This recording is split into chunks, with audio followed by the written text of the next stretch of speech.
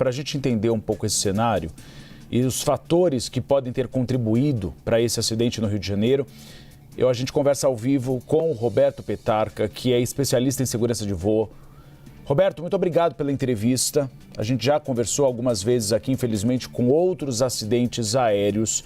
Não é comum uma colisão entre dois helicópteros. Eu gostaria que você explicasse para mim e para a nossa audiência como funciona a comunicação dos helicópteros com as torres de comando e se esses pilotos também têm um mapa de aviação para evitar esse cenário de colisão. Boa tarde, Uribe. Infelizmente, né, acontece. Veja bem, o que existe são corredores visuais que os helicópteros operam. No caso aí, o mesmo corredor seria usado aparentemente pelas duas aeronaves. E o que tem que se destacar é que a separação do avião, do helicóptero com obstáculo, com outra aeronave, no voo visual, é responsabilidade dos pilotos. Eles têm a visão de tudo o que está em volta e eles são obrigados a manter a separação para evitar justamente um abalroamento ou uma colisão. E eles são obrigados a ficar ouvindo na escuta do rádio, do controle do Rio de Janeiro, mas eles têm também uma frequência que eles falam entre si, justamente para alertar o posicionamento, a posição que cada um está. Nesse caso específico, é muito cedo para dizermos qualquer coisa.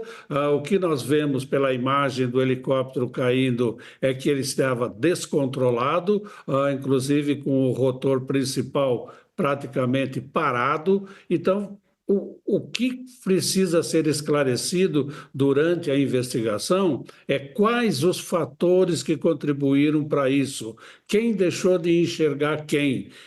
Existe nos dois helicópteros algum ângulo morto de visão onde o piloto não enxerga à sua frente, ao seu redor? Então, tudo isso é que a investigação vai ter que esclarecer a nossa, né, e vai, a partir daí, tomar as providências para evitar que volte a ocorrer esse tipo de acidente. É para isso que a investigação do CENIPA é feita, não é para trazer culpabilidade de um piloto, de outro piloto, do controle, enfim, não é para isso, é para descobrir quais os fatores que levaram a esse acidente e trabalhar na prevenção. A culpabilidade é a polícia que vai investigar. Exatamente, para evitar que novos acidentes assim aconteçam. Peterca, a gente viu nos Estados Unidos, recentemente em Washington, uma colisão de um avião comercial, também com um helicóptero militar. Naquele episódio, a conclusão foi de que aquela aeronave estava pousando e o helicóptero militar não a viu, e aí houve a colisão. Você observando as imagens, a gente consegue ver que um dos helicópteros explodiu no ar, que é aquele menor que tinha apenas um piloto, e o maior, ele cai, ele despenca, né? Mesmo como você disse, simplesmente sem controle algum. O que permite concluir, você que tem grande experiência, de que um deve ter batido embaixo do outro, porque de frente é muito difícil, né? O campo de visão dos dois pilotos é muito grande. Exatamente. O campo de visão deles é 180 graus. Dos dois lados e à frente. Então, aparentemente, ou então, o que podemos conjecturar é que realmente um veio de baixo, tá? E o de cima desceu alguma coisa, porque quem vem de baixo, o helicóptero tem visão, porque ele tem o canopy alto, então quem vem de baixo tem visão. Agora, quem desce tem uma certa restrição de visibilidade. Por isso que alguns helicópteros têm um vidro embaixo também para os pilotos enxergarem o que está ocorrendo na parte de baixo. Então, pode ser que um desceu e pegou o outro, enfim, é difícil afirmar alguma coisa nesse momento. Logicamente que vai ser feitas as medições, medição de velocidade, deslocamento, controle de tráfego aéreo, como a própria Roberta falou, alguma câmera de algum condomínio que tenha filmado, que vai auxiliar. Enfim, essa é uma investigação que vai demorar para ser feita, logicamente, e ao final nós teremos, para fins de prevenção, os resultados do que vai ser, do que foi apurado e o que vai ser aplicado na prevenção. Peterka, quando a gente cobre esses acidentes aéreos, principalmente quando envolve aqueles aviões de carreira, a gente costuma falar em caixa preta. Helicópteros deste tamanho costumam ter caixa preta ou não? Não, esse tipo de helicóptero não tem caixa preta. Ele é um helicóptero pequeno e não é exigido, salvo se ele fosse do transporte aéreo regular, certo? Ou se ele fosse um maior helicóptero, com maior número de pessoas, possivelmente aí ele teria, mas acredito que esses helicópteros, nenhum deles tem os registros de dados de voo ou o registro de vozes do cockpit. Peterka, quando a gente acompanha esses acidentes aéreos, eu, pelo menos de memória aqui de pronto, eu não me recordo de colisão entre duas aeronaves. Acho que aconteceu na região da Amazônia, num período muito anterior. Se eu não me engano, foi um voo da Gol com um helicóptero. Inclusive, houve uma grande apuração. O senhor se recorda de duas aeronaves colidindo na história da aviação brasileira?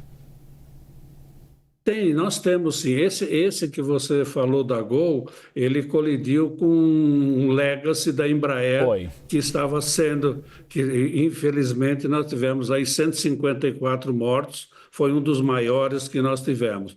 Mas não é difícil de você encontrar, principalmente na aeronave pequena, pequena que voam, alguns por instrumento, erra alguma coisa, e normalmente dá uma conclusão. Há tempos que nós não temos notícia, felizmente. Roberto Peterka, obrigado por essa entrevista. A gente vai continuar acompanhando esse caso. Só uma última pergunta, uma curiosidade pessoal. Quanto tempo o CENIPA leva para fazer as conclusões finais? Depende muito de cada caso a caso? Sim, depende muito de cada caso, porque, logicamente, ele vai ver as fraturas que sofreram, quais as fraturas que foram provocadas pela causa, se houve algum problema com o motor, aí precisa abrir o motor, precisa verificar tudo, o que houve. Vamos supor que o helicóptero que estava mais alto sofreu uma pane de motor e ele veio caindo. Certo? Então, é o que vai precisar fazer. Então, é demorado por causa disso. São minúcias, vão ser ouvidos os familiares dos pilotos para ver o seu aspecto psicológico, o seu aspecto fisiológico, o treinamento, quem foi que fez a última checagem, o último cheque de cada piloto, como foi esse cheque, as anotações da manutenção do helicóptero, onde ele passou, qual foi a última manutenção, o que foi visto, e tudo isso daí demora, e não é só esse acidente que o CENIPA tem. Ele tem vários. No caso aí não é o CENIPA, no caso aí é o SERIPA, Serviço Regional de Investigação e Prevenção de Acidentes Aeronáuticos do Rio, que é o responsável para investigar esse tipo de acidente na região do Rio de Janeiro. Bom esclarecimento, então. O SERIPA, então, que é um CENIPA regional do Rio de Janeiro, para fazer apuração em relação a esse caso. E aí, Peterka, você explicou rapidamente, é um processo longo e envolve também as imagens de segurança dos prédios ao redor, testemunhas, o que o Corpo de Bombeiros viu no local do acidente? Sim, envolve tudo isso, as testemunhas, envolve tudo que possa estar, de certa forma, relacionado com o acidente. Tá? E a vida regressa dos próprios pilotos, então tudo que estiver envolvido ao redor do acidente vai ser pesquisado, vai ser investigado, vai ser feito entrevistas, vai ser feita entrevista com familiares dos pilotos, tá? Porque são três campos grandes da investigação: o homem, né? A condição física e psicológica, a máquina, desde o seu projeto, desenvolvimento e como que ela vem sendo conservada, e a operação em si, que é a interação do homem com a máquina. E aí você tem uma série de fatores que vão ser investigados. Nós conversamos com o Roberto Peterka, especialista em segurança de aviação. um dos maiores especialistas no Brasil, e a gente sempre tem a honra de entrevistá-lo quando acontece, infelizmente, um acidente aéreo. Obrigado, Peterka, pela disponibilidade de estar aqui no Agora CNN nesse domingo. Eu é que agradeço a oportunidade de poder ser útil um pouco. Um bom término de domingo para todos nós. A todos nós. Sempre útil, Peterka, sempre útil.